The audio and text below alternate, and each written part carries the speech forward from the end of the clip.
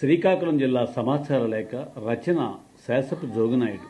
మీరిప్పుడు జూలై 2025 నెలలో శ్రీకాకుళం జిల్లాలో జరిగే వివిధ విశేషాలపై అందిస్తున్న సమగ్ర నివేదికే జిల్లా సమాచార లేఖ.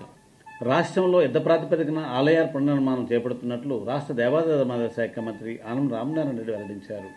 సుపరిపాలన తొలి అడుగులో భాగంగా శ్రీకాకుళం జిల్లాకు ఇచ్చేసిన ఆయన ముందుగా అరసవెల్లి శ్రీ సూర్యనారాయణ స్వామి వారిని, శ్రీకూర్మంలో వెలసినటువంటి శ్రీ కూర్మనాథ స్వామి వారిని దర్శించుకొని అనంతరం వేద పండితుల ఆశీర్వచనాలు అందుకున్నారు. ఈ సందర్భంగా మీడియాతో మాట్లాడుతూ ఎన్నికల అనంతరం కూటమి ప్రభుత్వం అధికారంలోకి వచ్చిన తర్వాత మొట్టమొదటి అమలు చేసేది ఎన్టీఆర్ భరోసా పింఛన్ పథకమని, ఈ పథకాన్ని దేశంలో ఏ రాష్ట్రంలో కూడా అమలు చేయటం లేదని ఆయన స్పష్టం చేశారు.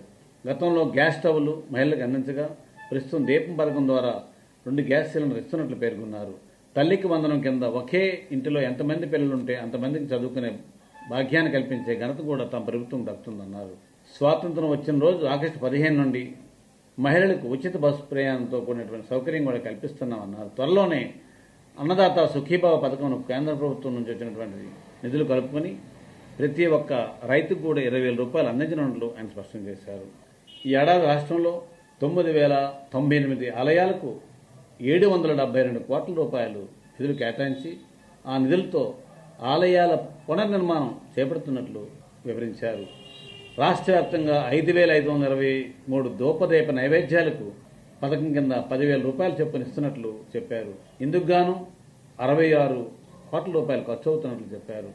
ధూపదీప నైవేద్యానికి నోచుకోని అనేక దేవాలయాలు ఈరోజు రాష్ట్రంలో ఉన్నాయని, వాటన్నిటిని కూడా అర్హత మేరకు సర్వే చేసి దేవాదాయ ధర్మాదాయ శాఖ అధికారులు గుర్తిస్తున్నారని, అర్హత ఉన్న ప్రతి ఆలయానికి కూడా ఈ పథకాన్ని వర్తింపు చేస్తామని చెప్పారు.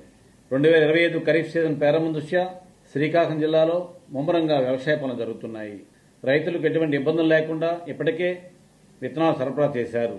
ఎరువులు, క్రిమిసంహారక మందులు కూడా సరఫరా చేసి రైతాంగానికి ఖరీఫ్లో ఎటువంటి సమస్య లేకుండా చేయడమే తమ ప్రధాన ధ్యేయమని జిల్లా కలెక్టర్ స్వప్నల్ దినకర్ పుట్కర్, అదేవిధంగా వ్యవసాయ శాఖ మంత్రి అచ్చెన్నాయుడు స్పష్టం చేస్తున్నారు. గ్రామ స్థాయిలో సరైన ప్రణాళికతో ముందుకెళ్తూ ఎరువులకు కొరత లేకుండా క్లోజ్ మానిటరింగ్లో పాస్బుక్లు ఆధారంగా చేసుకుని టైటిల్ డీని చూసుకుని రైతులకు ఎరువులు సరఫరా చేస్తామని చెప్పారు. రైతు సేవా కేంద్రాల ద్వారా, ప్రాథమిక సహకార సంఘాల ద్వారా, అదేవిధంగా ప్రైవేట్ డీలర్ల ద్వారా, హోల్సేల్ డీలర్ల ద్వారా కూడా ఈ సరఫరా చేస్తున్నట్లు, ఇందులో అగ్రికల్చరల్ అసిస్టెంట్లు కీలక పాత్ర పోషించాలని చెప్పారు.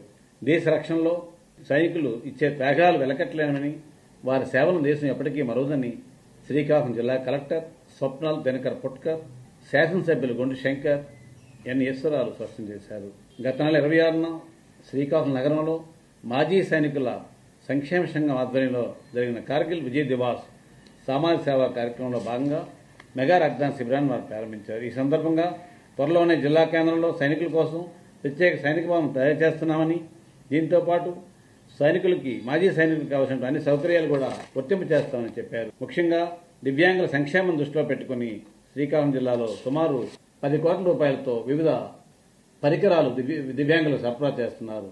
Airport authority of India corporate social రెస్పాన్సిబిలిటీలో భాగంగా కేంద్ర పౌర విమానయాన శాఖ మంత్రి రామ్మోహన్ నాయుడు చొరవతో ఈ జిల్లాలో అలెన్కో సంస్థ తయారు చేసినటువంటి 352 ఉపకరణాలను టెక్కలి, పలాస, శ్రీకాకుళం డివిజన్లో ఉన్నటువంటి దివ్యాంగులకు పంపిణీ చేస్తున్నారు.